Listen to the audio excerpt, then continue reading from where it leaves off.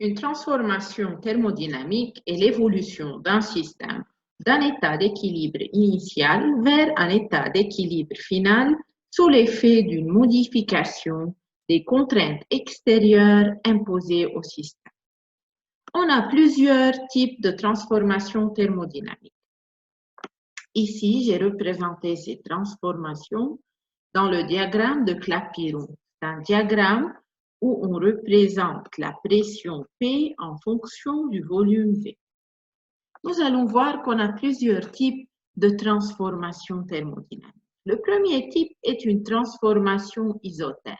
Une transformation isotherme, c'est une transformation qui s'effectue à température constante. C'est-à-dire, si vous avez un système qui est dans un état d'équilibre 1, qui passe à un état d'équilibre 2, si la transformation est isotherme, alors la température va être constante tout au long de la transformation, c'est-à-dire T1 doit être égal à T2. Une telle transformation est représentée dans le diagramme de Clapeyron par une courbe. Une transformation isobare. La transformation isobare, c'est une transformation qui s'effectue à pression constante. Durant la transformation, P1 sera égal à P2, elle reste inchangée. Cette transformation est représentée par une droite horizontale. Un OP va rester constante à chaque instant. Une transformation isochore, c'est une transformation qui s'effectue à volume constant. Alors, V1 sera égal à V2, ou elle reste constante à tout instant. Et de transformation, on la représente par une ligne verticale. Si je veux passer d'un état thermodynamique à un autre état thermodynamique, la valeur du volume va être constante. On a une transformation adiabatique. Durant une transformation adiabatique, Q échangé avec l'extérieur est nul. On a des transformations ouvertes. Des transformations ouvertes, c'est-à-dire l'état initial est différent que l'état final. On a des transformations, état 1, état 2, qui ont des transformations ouvertes. L'état final, l'état initial, l'état. Une transformation cyclique, une transformation est dite cyclique si l'état initial est le même que l'état final. أنا إذا بقطع من P1 V1 T1 à un autre point P2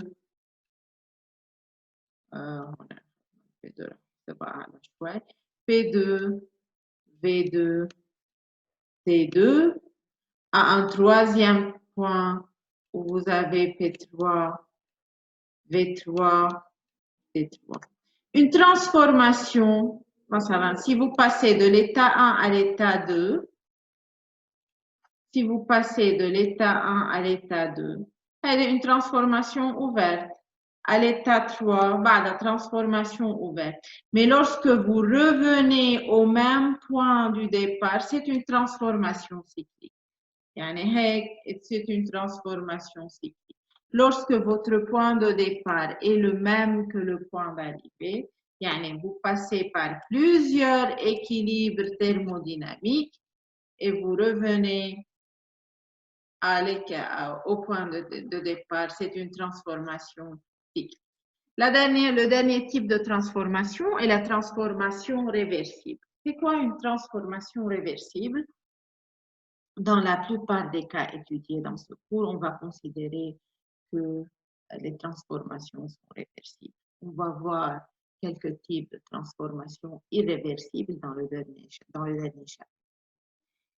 Dans une transformation réversible, les états intermédiaires entre l'état initial et l'état final sont tous des états d'équilibre. Alors, si vous passez, par exemple, d'un état P1, V1, T1 à un autre état d'équilibre, je considère que la transformation est tellement lente que les transformations sont très faibles, que je peux considérer à chaque instant, j'ai un état d'équilibre.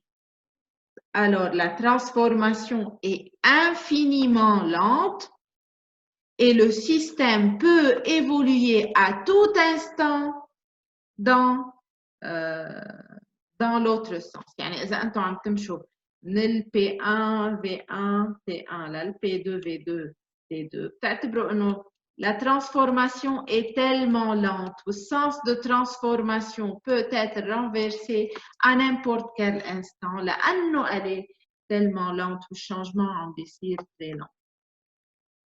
هول sont les différents types de transformation thermodynamique. On va les développer plus tard. Dans un état d'équilibre donné, les variables de transfert sont nulles, sauf s'il se produit un processus dans lequel de l'énergie est transférée à travers de la paroi du système.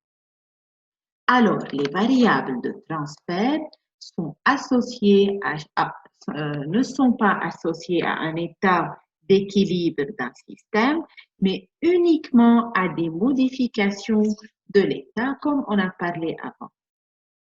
La chaleur et le travail sont des variables de transfert. Alors, vous avez les variables d'état qui déterminent l'état macroscopique d'un système et qui sont des grandeurs physiques variables. Et vous avez les variables de transfert, Q et W, ce sont les échanges énergétiques. Dans un état d'équilibre, constant, aucun changement de variable, mais pour passer d'un état d'équilibre à un autre état d'équilibre, vous devez faire un certain transfert d'énergie à travers la paroi de votre système. Alors, chaleur et travail ne sont pas des propriétés intrinsèques du système, contrairement à la température, la pression et le volume. Alors, PVTN décrivent l'état thermodynamique d'un système. Q et W décrivent les transferts d'énergie vers ou bien hors du système. Parlons du travail qui est une variable de transfert. Le travail peut être effectué sur un système déformable. On va prendre ici l'exemple d'un gaz.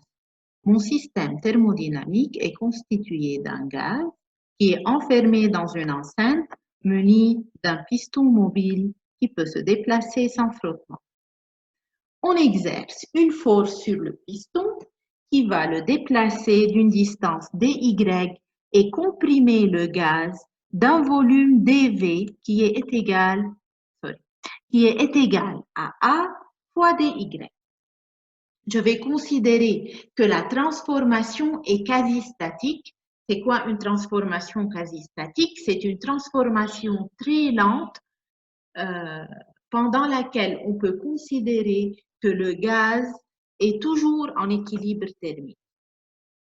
Alors, on va comprimer le gaz en effectuant une force extérieure, okay, F, sur le piston. Le piston poussé vers le bas exerce une force F qui entraîne un déplacement dr. Alors, le travail dW sera égal à F par dr. Je projette sur Y positif. F, c'est moins F extérieur fois J. dr, j'ai déplacé d'une distance dr. Aussi, dr, elle est égale à moins dy J. Alors, J fois J, moins, raho. Alors, dW est égal à F extérieur dy. Mais ce qui est important pour moi, c'est de déterminer la pression du gaz. Alors, comment je peux relier F extérieur à F intérieur? Je sais qu'à l'équilibre, la force extérieure exercée sur le piston est égale à la force du gaz. OK, on est à l'équilibre. puisque le piston est à l'équilibre, alors F exercé par les particules des gaz sur A est égal à F extérieur en module. Bien sûr, le sens est opposé. Alors, je sais que F extérieur est égal à moins F du gaz.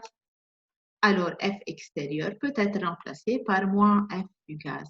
Et dW à la fin sera égal à moins la pression du gaz fois A, puisque vous savez bien que la pression, elle est égale à F sur A. Alors, F du gaz peut être remplacé par P du gaz fois A, la surface donnée. Et à la fin, dW, le travail des forces extérieures sur le gaz est égal à dW, moins P dV, où P est la pression du gaz et V est la variation du volume. Interprétons un peu ce résultat. dW, je répète, le travail des forces extérieures est égal à moins la pression du gaz fois dV. On peut faire la somme, l'intégrale entre VI et VF, et on peut calculer W. Donc, cette formule, on va l'utiliser tout au long de ce cours. Il faut bien la comprendre. On va la discuter maintenant et l'interpréter. Prenons plusieurs cas. Prenons tout d'abord le cas d'une compression. Si le gaz est comprimé, alors le volume final est plus petit que le volume initial. Alors V final moins V initial est négatif. dV est négatif. Alors le travail des forces extérieures exercées sur le gaz est positif. OK? Alors, durant une compression, le travail des forces extérieures est positif. Le système qui est mon gaz reçoit du travail de son milieu extérieur. Maintenant, prenons le cas d'une dilatation. On a un volume VI, le gaz se dilate pour passer à VF. Alors, VF moins VI est positif. dV est positif. On a un signe moins. Alors, le travail des forces extérieures effectuées sur le gaz pendant une dilatation est négatif. Si le volume reste constant, VF sera égal à VI, dV sera égal à 0, alors le travail est nul. OK? لكن عملوا معروف, il faut bien savoir l'expression du travail, comme il faut savoir comment on peut le calculer. On va voir des exemples tout de suite.